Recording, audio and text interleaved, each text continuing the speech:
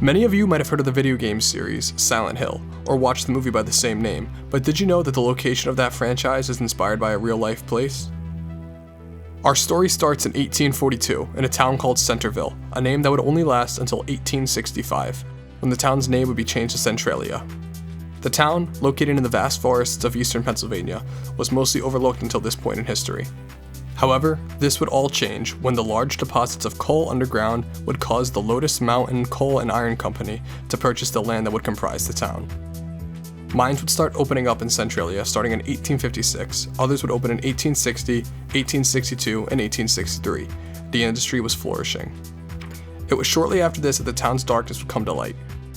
In 1868, members of the Irish secret society, the Molly Maguires, would assassinate the town's founder, Alexander Ray. The three men were later found and hung for their crimes. This, however, was not a lone instance of violence. The Molly Maguires would wage terror upon the mining industry for their unfair and exploitative practices against their own workers.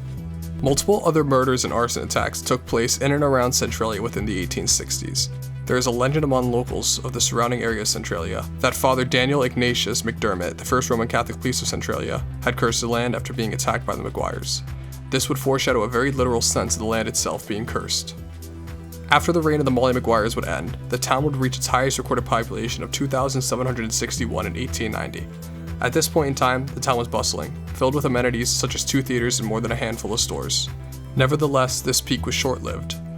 Over the next 40 years, production began to decline within the area, with one of the major causes being the mass exodus of young men who would enlist to fight in World War I.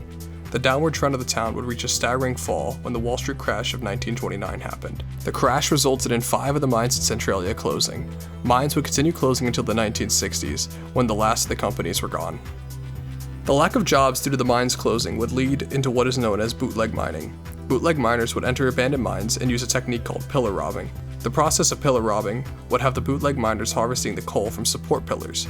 This, as it sounds, is an incredibly dangerous activity and will result in many mine collapses. These mine collapses would play a role in how the tragedy of Centralia could have been prevented. This practice would stay in place until the 1980s.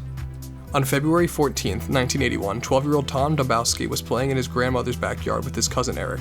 While he was playing, a 4-foot-wide sinkhole that reached 150 feet deep would open up between his feet. Luckily, Todd was able to grab a tree root to stop his fall, while his cousin would lift him back to ground. Apparently, gigantic sinkholes opening beneath your feet was not enough, as there was still hot steam originating from the hole, which when tested was revealed to have a deadly concentration of carbon monoxide.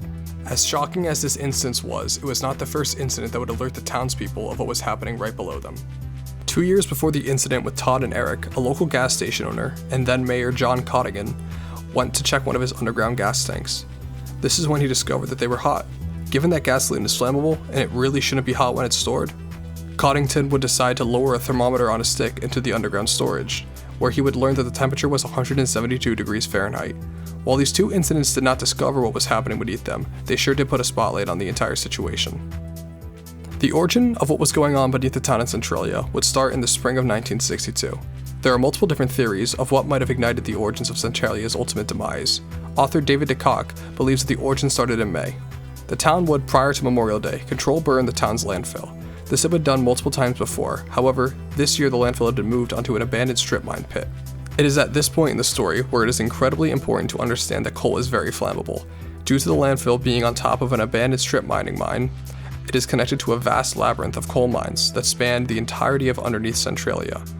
The fire would grow and continue until the previous stories mentioned before. Another theory is that there was hot ash that was dumped a day earlier at the landfill, which ignited the fire. There is actually another theory that the fire was actually a fire from the Bass Colliery fire of 1932. However, a miner named Frank Jurgel Sr. disputes that theory, as he was one of the bootleg miners we mentioned before. He had mined in the areas and claimed that the gases from the 1932 fire would have killed him had it not been put out. Jumping back to the 1980s, the town would be in a strong debate whether the burning hellscape underneath their feet, a burning hellscape that had almost swallowed up a child, posed a danger to the town. Many groups on either side of this debate would pop up to show their side of it. It was in 1983 when Congress allocated over $42 million for relocation efforts. Almost everybody in the town would take this offer, leaving only a handful of people to stay. Roughly 500 structures in the town were demolished by the government, and over 1,000 people moved out of town. 2 years later, in 1992, then-Governor Bob Casey used eminent domain to buy and condemn all the buildings in Centralia. Even with all these measures put in place, there are some residents who refuse to leave Centralia. Some were evicted until 2013, when the remaining residents filed a lawsuit in which they received a monetary settlement and were granted the right to live there until their deaths. The fire still burns below the town today. In 2006, it was reported that the fires are expected to burn for another 250 years. The popularity of the story of Centralia cannot be understated, as the ghost town itself holds quite a reputation. One of the major attractors to the town is that Silent Hill used the town as its inspiration for the world in the game and the movie. Another attractor would be the abandoned graffiti highway that runs through the town. After years of neglect and sinkholes, the highway became a haven for explorers, graffiti artists, and people who wanted to see what the world might look like after human extinction. Sadly, the property owners aren't fun and decided to cover the travel destination with piles of dirt to keep tourists away. Lastly, there is a theory that the past and current residents have about the eminent domain actions taken by the government. The theory alleges that, according to state law, when the municipality can no longer form a functioning municipal government, i.e., when there are no longer any residents, the borough legally ceases to exist. At that point, the mineral rights, which are owned by the borough of Centralia, would revert to the Commonwealth of Pennsylvania. I'm not entirely sure what the Pennsylvania government will want to do with burning coal fires, but it would be a shame not to include it.